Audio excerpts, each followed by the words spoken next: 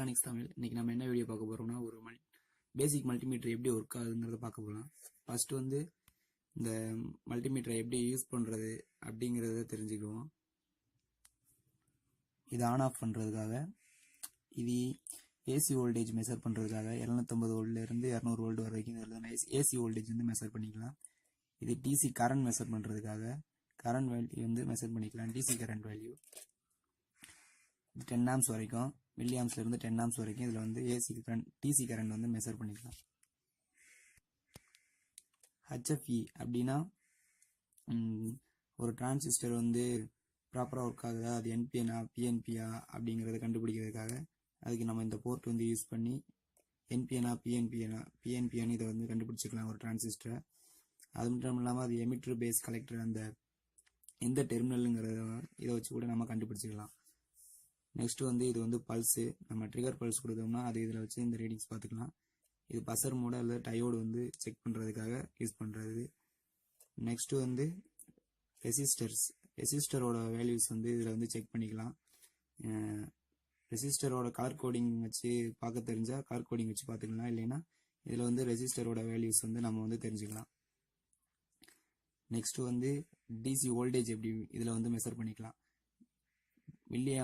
Milli வோல்டேஜ்ல இருந்து 1000 volt வரைக்கும் இதில் வந்து செக் பண்ணிக்கலாம். டிசி வோல்டேஜ் வந்து இது கரண்ட் மெஷர் பண்ணுறதுக்காக போர்ட்டு, இது வந்து வோல்டேஜ் மெஷர் பண்ணுறதுக்கான போர்ட்டு. இது வந்து காமன், ரெண்டுக்கும் காமனாக இதில் வந்து எப்பயுமே கனெக்ட் பண்ணிக்கலாம். மல்டிமீட்டரில் எப்பயுமே கனெக்ட் பண்ணுறதுக்கு 2 போர்ட்டு தருவாங்க, black and red wires. Red வந்து எப்பயுமே நம்ம வந்து பாசிட்டிவ் எடுத்துக்குவோம், பிளாக் வந்து எப்பயுமே நெகட்டிவ் எடுத்துக்குவோம்.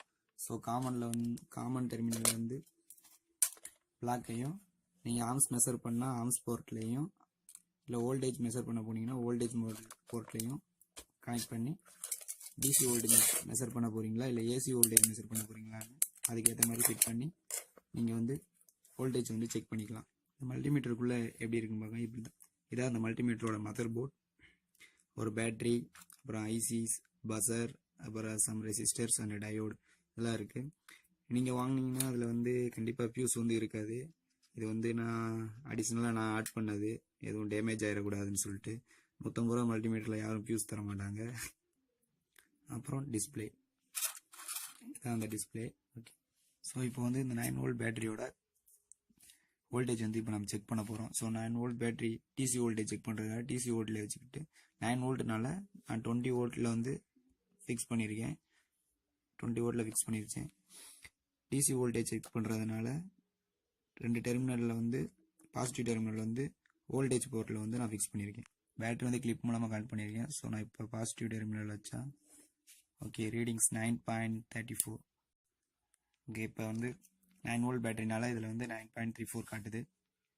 ஓகே, இப்போ வந்து வோல்டேஜ் வந்து கரெக்டாக இருக்குது. இதே பேட்டரியோட நீங்கள் வந்து கரண்ட் செக் பண்ணணும்னு நினச்சிங்கன்னா கரண்ட்டில் வந்து போர்ட்டை வந்து செட் பண்ணிவிட்டு வோல்டேஜ் செக் பண்ணுறதுனால நம்ம வோல்டேஜ் போர்ட்டில் மாட்டியிருந்தோம். இப்போ நம்ம கரண்ட் செக் பண்ணுறதுனால பாசிட்டிவ் டெர்மினல் எடுத்து கரண்ட் போர்ட்டில் செக் பண்ணிடணும். ஸோ இப்போ வந்து இதோட கரண்ட் வேல்யூ பார்க்கலாம். ஓகே, 0.987 கரண்ட் வந்து கொஞ்சம் கொஞ்சமாக சேஞ்ச் ஆகிக்கிட்டே இருக்குது. ஓகே, இந்த மாதிரி நம்ம வந்து கரண்ட் வேல்யூஸ் வந்து நம்ம வந்து பார்த்துக்கலாம்.